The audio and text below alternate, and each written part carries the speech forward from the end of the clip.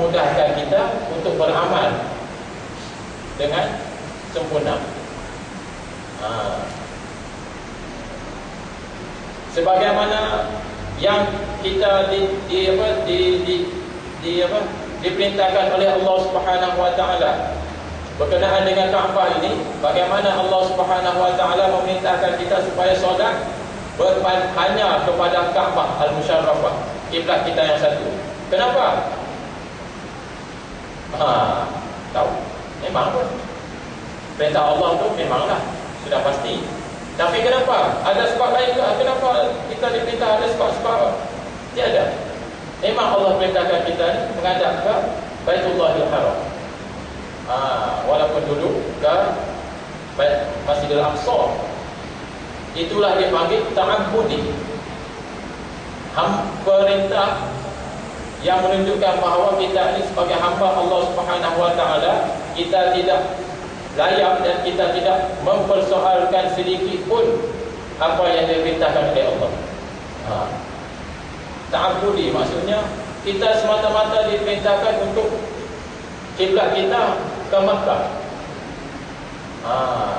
Kita disuruh sembahyang. Kenapa kita kena suruh sembahyang? Susahlah nak jawab. Sebab apa? Itu amrun ta'abbudi. Kenapa 3? Kenapa 4? Jangan tanya lah. Buat sudahlah. Sebab apa? Kita tidak berhak untuk bertanya kepada Allah Kenapa? Tapi perintah Allah Subhanahu wa taala sudah tentulah tidak akan menyusahkan kita. Kalau katakan kita bersembahyang, yang sebagaimana kita tahu antara syarat sah sembahyang menghadap kiblat, baik. Tetapi apabila kita masuk ke dalam kawasan yang tidak tahu di mana arah kiblatnya, kita diringankan untuk dia panggil apa? Ijtihad. Menentukan sendiri mana arah kiblat. Sebab apa? Yang penting sembahyang. Jadi pada masa sudah kalau tidak jumpa arah kiblat, maknanya ijtihad, sembahyang juga. Maknanya kelonggaran di situ. Mudah. Dan bagaimana di Kaabah ini, sebagaimana kita tahu ada satu sudut yang mana kalau orang pergi Makkah, dia mesti melintasi kawasan ini ketika tawaf. Apa benda tu? Yang menjadi kegilaan. Kegilaan ni saya sebut kenapa kegilaan? Sebab apa? Tidak mempedulikan pantang larang. Kasar. Yang penting aku dapat cium Hajarul Aswad. Ada sampai perempuan mau cium Hajarul Aswad punya pasal, tercampur duduk. Tapi dia steady je. Yang penting aku dapat cium Hajarul Aswad. Tuan-tuan mungkin tidak percaya. Kalau tuan-tuan tidak percaya, tanyalah Haji Yusuf. Yang saya pernah pergi Mekah, tanyalah. Biasanya bukan ini jemaah Malaysia tidaklah jalan. Peliklah jemaah Malaysia buat begitu. Yang mau tuju yang akan Hajarul Aswad ni, dia tidak peduli. Yang penting dapat cium. Ada tu sampai dicabut duduk. Pas cabut duduk, rambut kat botak, kepala perempuan. Begini. Maknanya puas hati. Puas hati boleh cium. Menjadi kegilaan. Kenapa? Tak percaya kan? Betul. Kemungkaran berlaku di depan Kaabah. Betul. Sebab apa? Cium Hajarul Aswad sunat, bukan wajib. Kalau sampai menyusahkan, kita boleh ganti cium tu dengan nafas. Jadilah. Umar Al-Khattab pernah menyatakan ketika dia tu melambai Hajarul Aswad, dia berkata, amma wallahi inni a'lamu annaka hajarun la tadar wa la tanfa'. la tudur wa la tunfa walaula anni ra'aita Rasulullah sallallahu alaihi wasallam qabbalaka ma qabbaltuka thumma lana faqabbala. Apa Umar Al-Khattab sebut? Demi Allah, adapun demi Allah, sesungguhnya aku tahu kau ini batu, hanya batu semata-mata yang tidak memberikan mudarat dan manfaat. Batu. Tetapi kalau tidak kerana aku lihat Rasulullah sallallahu alaihi wasallam cium kau, Umar Khattab ni bercakap dengan batu tu. Bagi tahu aja. Kau balaka. Kalau aku nak lihat Rasulullah cium kau, nescaya aku tidak akan cium kau. Tapi kerana apa? Rasulullah buat, dia pun duduk cium. Kita pun tahu batu ni, batu syurga, atasnya putih, tapi oleh kerana dosa-dosa manusia hitam. Sebab tu Hajarul Aswad, batu hitam. Jangan kita ingat batu yang kalau tuan pergi Mekah yang ada di sudut tu, jangan ingat batu tu lah, oh batu ni kau yang Nabi angkat dengan kain apa? Kain serban dia tu. Kalau angkat sekali dengan tawur dia tu, koyak nampak lah. Dia batu-batu kan. Batu yang mula-mula saya fikir tu lah, sebab tengok-tengok dalam gambar kan, Hajar Aswad tu besar tu. Uish, apa yang angkat macam mana Pak penjuru dengan orang lain kat bukan. Tidak berat ke itu? Rupanya batu tu dia lekat di situ. Sampai ada bertanding. Kalau pergi Mekah bertanding, kau berapa kali cium dapat cium? 3 lah. Hoi, aku 5. Kau, dia pun kuasa kau kali ni. Jadi pertandingan balik bercerita lah. Aku dapat cium batu 10 kali. Kepada yang tertentu. Sedangkan ibrahnya kita ni hanya disuruh mana cium atas dasar Nabi SAW cium batu tersebut. Dan di dalam kawasan Kaabah ada satu kawasan yang dipanggil nama Hijr Ismail. Tak orang kadang boleh buka Hijr Ismail. Hijr Ismail ni ada masuk lah.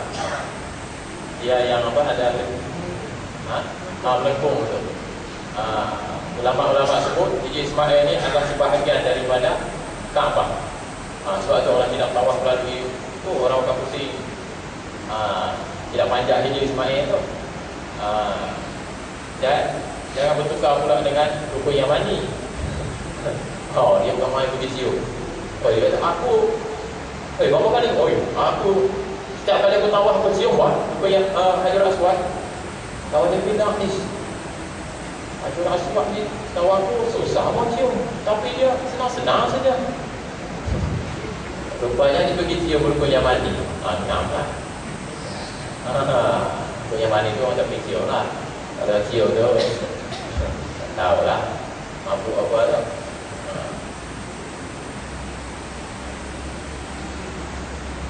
Dan ketika perbezaan Kaabah Al-Musharrafah, Nabi Allah Ibrahim dan Nabi Allah Ismail berdoa kepada Allah Subhanahu wa taala, iaitulah supaya dijadikan kami ini mereka yang duduk dan patuh ikhlas kepadamu ya Allah, dan jadikanlah zuriat kami. Ini bukan hanya mereka sahaja, mereka minta kepada Allah supaya jadi tunduk dan patuh kepada Allah, tetapi tetap ingat kepada zuriat dia. Ini maksudnya orang yang berpandangan cukup jauh. Bukan hanya ya Allah bagilah aku senang. Tidak. Bukan hanya untuk dia saja, untuk dia satu, tetapi untuk zuriat-zuriatnya. Siapa zuriatnya? Kita ni lah. Wa min dzurriyyatina ummatan muslimatan laka wa arina manasikana wa tub alaina. Dan daripada kalangan jadikanlah daripada zuriat kami ini umat yang tunduk dan patuh kepadamu. Sebab itulah kita juga kena sentiasa minta kepada Allah Subhanahu Wa Taala agar zuriat kita ini zuriat yang solehah, yang baik. Dan sebab itulah Nabi SAW ajar kepada kita tentang mencari zuriat, mencari pasangan. Walaupun kebanyakannya sudah berpasang, tapi mana tahu kan, keupayaan masih ada, keinginan sudah tentu ada. Jangan bilang tiada. Nabi sebut dinikahi perempuan itu kerana 4: kerana kecantikannya, kerana hartanya, kerana kedudukannya, dan kerana agamanya. Tapi Nabi pesan supaya kawinilah yang beragama. Mana beruntung, kedua tangan senanglah. Tapi tidak ada masalah kalau kahwin yang tidak, bukan mestinya kahwin yang ustazah, tidak. Tapi kalau bilang saya mau kahwin yang biasa-biasa sebab saya mau dakwah dia, alhamdulillah, baguslah di atasnya, salah pahala tu. Takut dengan kita hanya. Yang paling saya heran ni, saya bukan bila mau lawak juga lah. Suami pakai seluar panjang, isteri pakai seluar takat lutut. Dah ada plan nak fikir je. Kalau lelaki pakai seluar takat lutut, isteri pakai seluar panjang, berhenti makan lagi ni. Banyak saya tengok. Kalau orang Islam tu cerita lain lah. Suami ni lain seluar jeans, bukan seluar jeans, seluar jeans biasalah, seluar panjang. Isteri gede-gede. Seluar apa dia panggil? Seluar takat lutut lah. Lepas tu ada pula loceng. Loceng maut tu di kaki tu. Hairan. Lepas tu ada pula suami setakat lutut seluar, isteri paha putih. Tengok. Islam masalah ni. Tu boleh. Memang patutnya lagi lah. Kalau seluar pendek, bukan seluar pendek. Enggak. Sampai kalau saya berjalan dengan isteri saya bertunjuk, boleh ke? Boleh.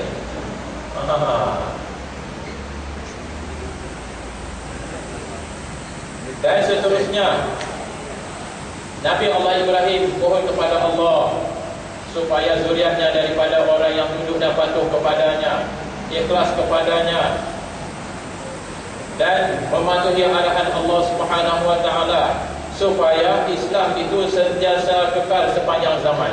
Sebab itulah doa yang kita selalu baca, Rabbana hab lana min azwajina wa dhurriyyatina qurrata a'yun waj'alna lil muttaqina imama. Kurniakan bagi kita ini, minta kepada Allah zuriat yang menjadi penyejuk mata hati. Penyejuk mata hati ni tuan-tuan, macam mana penyejuk mata hati ni? Yang dapat bagi kita setiap bulan 500. Tu ramai lah boleh buat. Penyejuk mata hati kalau bilang sejuk perut ibu. Kalau tanya apa anak kau punya kerja, pramugari. Siap bang, sejuk perut ibu mengandung.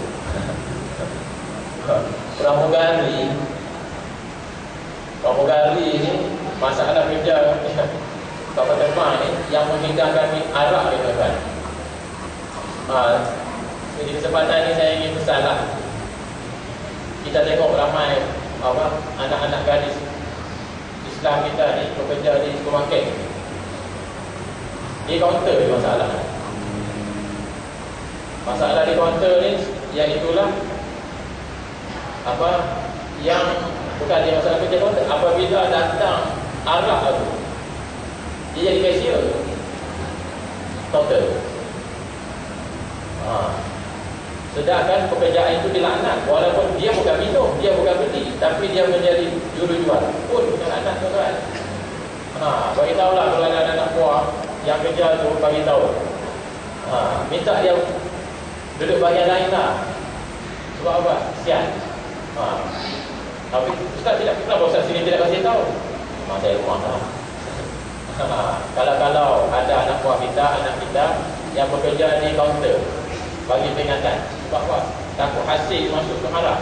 Sebab apa? Pekerjaan yang dilaknat antaranya jadi jual beli, urusan jual beli dengan berkenaan tentang haram. Lepas tu bagi pula pada ibu bapa 200. Kaulah anak. Sejuk perlu itu. Sejuk apa? Api. Dan Nabi Allah Ibrahim minta kepada Allah agar ditunjukkan, Rabbana wa arina manasikana wa tub alaina innaka antat tawwabur rahim. Dan tunjukkanlah kepada kami manasikana, cara untuk kami beribadat. Manasik, kalau selalu kita dengar ni manasikul haji, manasik haji, ibadat haji. Dan biasa manasik ni kebiasaannya digunakan untuk di dalam amalan haji. Dia ibadat, manasik. Dan seterusnya, waktu ba'alaina, dan terimalah taubat kami. Menunjukkan kepada kita, ajar kepada kita supaya kita sentiasa minta ampun kepada Allah Subhanahu wa taala. Sebab apa? Mungkin di dalam amalan kita ini, di dalam kita beramal kepada Allah, masuk unsur-unsur syirik. Unsur syirik masuk banyak. Ada riya, takabur, ujub, unsur-unsur itu. Jadi kita sentiasa minta ampun kepada Allah supaya apa? Allah terima amalan kita ini dengan sebab, antaranya dengan sebab kita minta ampun kepada Allah. Memang jarum-jarum syaitan sentiasa tutup. Kita rasa rasa macam bagus. Itu adalah daripada bisikan ataupun jarum-jarum syaitan laknatullah.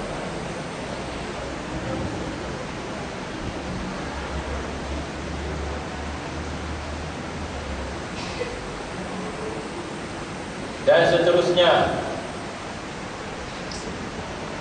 hendaklah sentiasa kita minta, berdoa kepada Allah Subhanahu wa taala agar kita dan zuriat kita ini adalah zuriat yang tunduk patuh kepada Allah. Dan satu lagi doa Nabi Allah Ibrahim, Rabbana hab lana min ladunka dzurriyyatan thayyibatan innaka sami'ud du'a. Ya Allah, Tuhan, wahai Tuhan kami, kurniakanlah daripada sisimu zuriat yang baik, dzurriyyatan thayyibatan. Minta kepada Allah supaya dapat zuriat yang baik. Dan satu lagi doa Nabi Allah Ibrahim, Rabbi'alni muqimas shalah wa min dzurriyyati rabbana wa taqabbal du'a.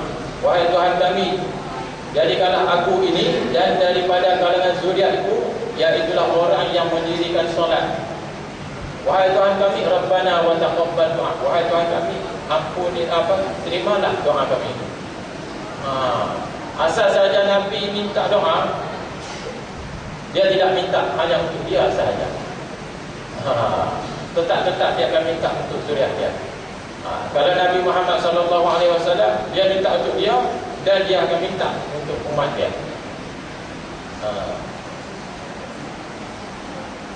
Rabbana wa ba'ath fihim rasula. Wahai Tuhan kami, putuskanlah di kalangan mereka seorang rasul yang dibacakan ke atas mereka ayat-ayat-Mu dan diajar kepada mereka Al-Quran. Ini doa Nabi Allah Ibrahim. Wahai Tuhan kami, putuskanlah di kalangan mereka, di kalangan bahasa Arab ini, seorang rasul. Bila makbul doa Nabi Ibrahim ini? Ribuan tahun, tuan-tuan. Ribuan tahun. Antara Nabi Isa dengan Nabi Ibrahim pun sudah 1000 tahun lebih. Nabi Ibrahim dengan Nabi Musa kalau tidak silap 1700 tahun punya tukar. Nabi Ibrahim dengan Nabi Muhammad, jangan tanyalah berapa Allah, berapa milenium. Tapi Allah makbulkan selepas ribuan tahun, sebagaimana Nabi SAW sebut, ana da'watun abi Ibrahim wa busyra akhi Isa wa ru'ya ummi.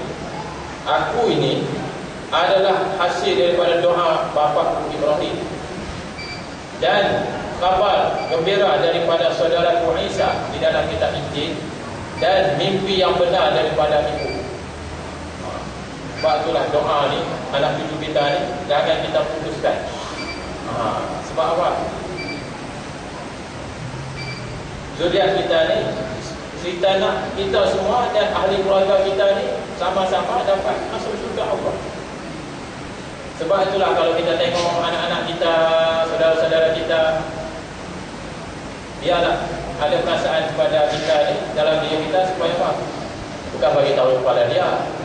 Maksudnya kita tengok dia tu, maknanya minta supaya kita dan anak-anak ahli keluarga kita ni sama-sama masuk syurga Allah Subhanahu wa taala.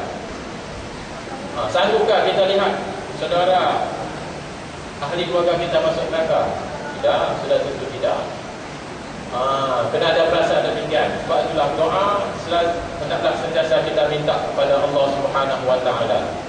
Mudah-mudahan doa yang kita minta kepada Allah, walaupun kita rasa macam tidak dimampukan lagi pada masa ni, anak aku dajal juga tu.